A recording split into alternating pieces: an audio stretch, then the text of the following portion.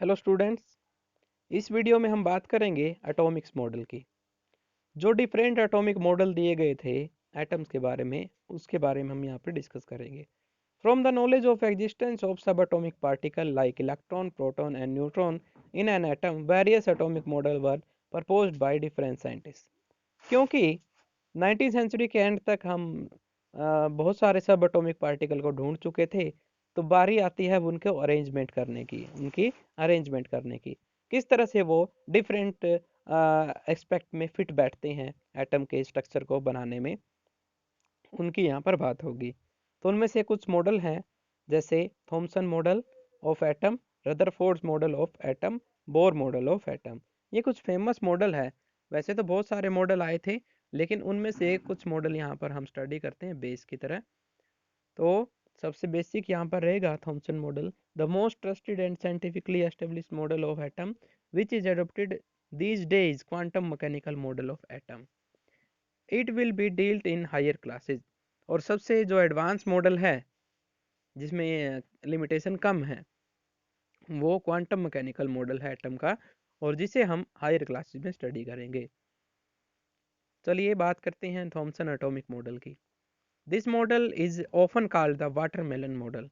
इसे हम watermelon model कह सकते हैं, क्योंकि इसमें इलेक्ट्रॉन की रिप्रेजेंटेशन और एटम की रिप्रेजेंटेशन वाटरमेलन से कंपेयर की गई थी।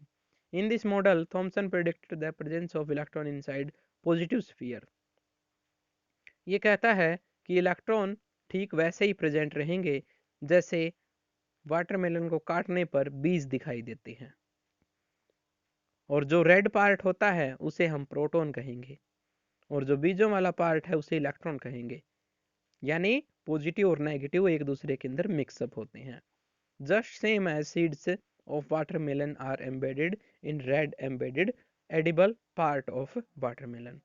जैसे लाल जो पार्ट होता है तरबूज का, उसमें इलेक्ट्रॉन प्रेजेंट रहते हैं। जो रेड पार्ट है उसे पॉजिटिव स्फीयर से रिप्रेजेंट किया गया है, और जो सीड्स हैं उन्हें इलेक्ट्रॉन्स कहा गया है। ये थॉमसन मॉडल है। Although this model explained neutrality of atom but could not able to explain other scientific experiment conducted on atom, hence it was discarded. जबकि यह न्यूट्रलिटी को, मतलब एटम के न्यूट्रल स्वभाव को तो अच्छे से एक्सप्लेन कर देता है कि एटम के ऊपर जो टोटल चार्ज जीरो क्यों होता है, क्योंकि इसने कहा था जितना पॉजिटिव चार्ज है उतना ही नेगेटिव चार्ज है, दोनों एक साथ प्रेजेंट हैं, तो नेट इफेक्ट उनका क्या बनता है, जीरो। लेकिन और ऑब्जर्वेशन जो ली गई साइंटिफिक से, वो एक्सप्लेन नहीं कर पाता। उसके बाद एक और मॉडल आता है, बहुत इंपॉर्टेंट मॉडल। अगर हम छोटी क्लासेस से लेकर के बड़ी क्लासेस तक के एक मॉडल की बात करें, तो रदरफोर्ड मॉडल आपको हर क्लास में जो है अच्छे से डिटेल में पढ़ना पड़ेगा, और बहुत इंपॉर्टेंट मॉडल है। हम इसे कह सकते हैं one of the best experiment on the nuclear science. Atom atom के बेस पे जो साइंस है, उनमें से कुछ बेहतरीन एक्सपेरिमेंट्स में से एक था ये। इसमें रदरफोर्ड एक साइंटिस्ट ने अल्फा रे स्कैटरिंग एक्सपेरिमेंट किया था। इन्होंने क्या किया, हीलियम न्यूक्लियस जो होते हैं उनको स्ट्राइक किया गोल्ड फॉइल के साथ। गोल्ड फॉइल बहुत, जो एक कह सकते हो आप एटॉमिक लेवल की ली थी, पतली बिल्कुल। तो इन्होंने कुछ ऑब्जर्व किया यहाँ से, और वो ऑब्जर्वेशन क्या है, most of alpha particle pass through gold foil undeflected. तो ये ऑब्जर्वेशन करते हैं कि बहुत सारी अल्फा पार्टिकल्स, लगभग सभी सीधी चली जाती हैं। अल्फा पार्टिकल लगभग सीधी चली जाती है गोल्ड में से पास होकर के। Some of the alpha particle deflected by foil some angles. उनमें से कुछ अल्फा पार्टिकल को थोड़े एंगल पर डेविएट कर देते हैं, जो गोल्ड के एटम्स रहेंगे। 1 आउट ऑफ एवरी, एक 10,000 में से अगर एक पार्टिकल की बात करें, तो वो रीबाउंड हो जाता है, मतलब अपने रास्ते पर बिल्कुल 180 डिग्री पर वापस मुड़ जाता है। ये ऑब्जर्वेशन क्या बताती है हमें, ये ऑब्जर्वेशन बताती है कि जो बिल्कुल सीधे चले गए अल्फा पार्टिकल, वो सीधे इसलिए चले गए क्योंकि गोल्ड के जो एक तरह से सीट बनी हुई थी, उसमें बहुत सारी वैकेंट स्पेस थे, खाली जगह थी। यानी यहाँ से ऑब्जर्व किया गया कि जो एटम प्रेजेंट है गोल्ड का, वो लगभग खाली है। दूसरा, यहाँ पर ऑब्जर्वेशन ये थी कि कुछ एंगल बनाते हुए चली गई थी। इसका मतलब वहाँ पर एक ऐसी चीज़ है जो पॉजिटिव चार्ज होगी, क्योंकि हीलियम भी पॉजिटिव चार्ज है। और ये जो रिपल्सन तभी हो सकती है जब दोनों चार्ज कैसे हो, एक जैसे हो। यानी जो गोल्ड का पार्टिकल है, जो एटम है, उसका जो एक कोई न कोई ऐसा पार्ट जरूर है जो पॉजिटिव चार्ज है। बाद में उसे न्यूक्लियस नेम दिया गया। और ये ऑब्जर्वेशन थर्ड जो कहती है कि कुछ यहाँ से बिल्कुल 180 पे चले गए हैं वापस, यहाँ पर रिपल्सन जो हुई है मैक्सिमम हुई है। इसका मतलब कुछ डॉट पॉइंट ऐसे हैं जहां पर सारा का सारा पॉजिटिव चार्ज प्रेजेंट है, और बाद में उस पॉइंट को कहा गया न्यूक्लियस। और ये कंक्लूजन है उसके द्वारा जो बनते हैं, atom consist of predominantly empty space as most of alpha particle pass through gold foil undeflected। क्योंकि मोस्टली जो अल्फा पार्टिकल है वो सीधे चले गए, इसलिए गोल्ड के फॉइल में बहुत सारे वैकेंट स्पेस है। और दूसरी अगर हम ऑब्जर्वेशन की बात करें, atom contains centrally placed positive charge nucleus. यहाँ पर कोई ऐसा पॉइंट है जहाँ पर सारा पॉजिटिव चार्ज प्रेजेंट है। Because few alpha particle suffer deflection and few of them rebound back. क्योंकि बहुत सारे अल्फा पार्टिकल ने एक डिफ्लेक्शन महसूस की और वापस भी आए हैं कुछ, तो मतलब एक पॉजिटिव चार्ज है जिसे बाद में न्यूक्लियस कहा गया। Since a minute fraction of alpha particle suffer deflection and very few bounce back, this lead to conclusion that most of the space of an atom is empty। और इस observation से पता चलता है कि एटम का बहुत सारा पार्ट अप्रोक्सीमेटली 95% जो है खाली है, और जो थोड़ा बहुत पार्ट रहता है उसमें आप प्रेजेंट मान सकते हो पॉजिटिव चार्ज की।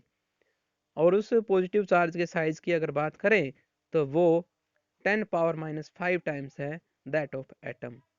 यानी अगर एटम बहुत बड़े साइज का है तो जो न्यूक्लियस होगा बहुत छोटे साइज का होगा। और आप कह सकते हो यहाँ पर ये कहा गया है कि अगर हम न्यूक्लियस को सेंटर मान के एक सर्कल खींचें और उस सर्कल में हम एक्सपीरियंस कर सकते हैं लगभग 10,000, यानी 10 किलोमीटर का अगर एक सर्कल खींचे रेडियस मानते हुए, तो इतना साइज रहेगा न्यूक्लियस के कंपैरिजन में एटम का। Wall of the atomic mass concentrated in the nucleus. जो लगभग एटॉमिक मास होता है लगभग सारा ही वो इस सेंटर पार्ट के ऊपर प्रेजेंट रहता है। यानी मोस्टली पॉजिटिव चार्ज एंड जो मोस्टली मास है वो प्रेजेंट रहते हैं न्यूक्लियस में।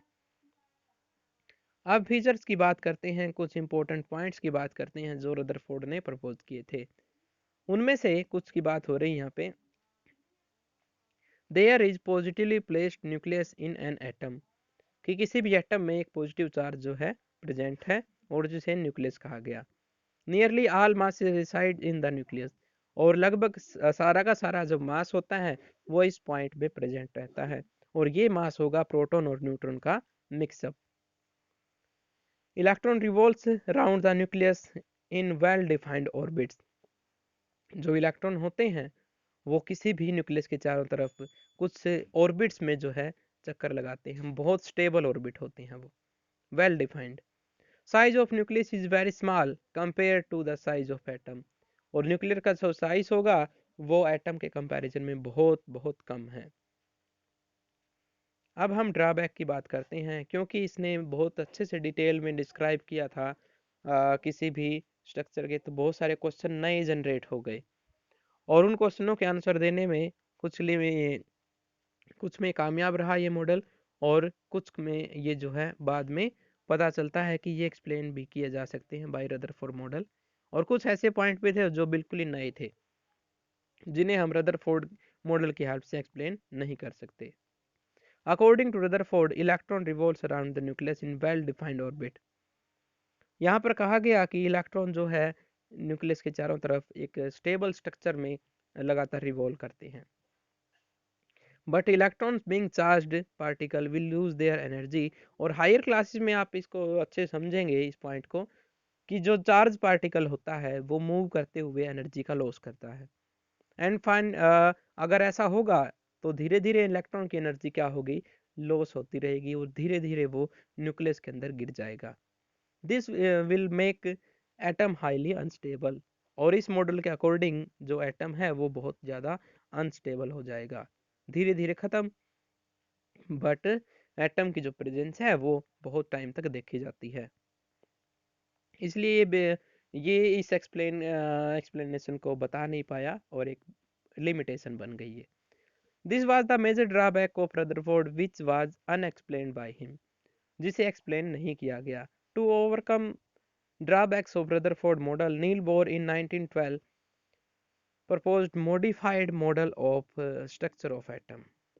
इसी मेन प्रॉब्लम को सोल्व करने के लिए नील बोर एक मॉडल प्रपोज करते हैं और इसे हम कह सकते हैं modified model of structure of atom, Niels Bohr's atomic model. तो उसको हम अगली वीडियो में पढ़ेंगे और डिटेल में स्टडी करेंगे कि किस तरह से उन्होंने एक्सप्लेन किया। Okay, all the best.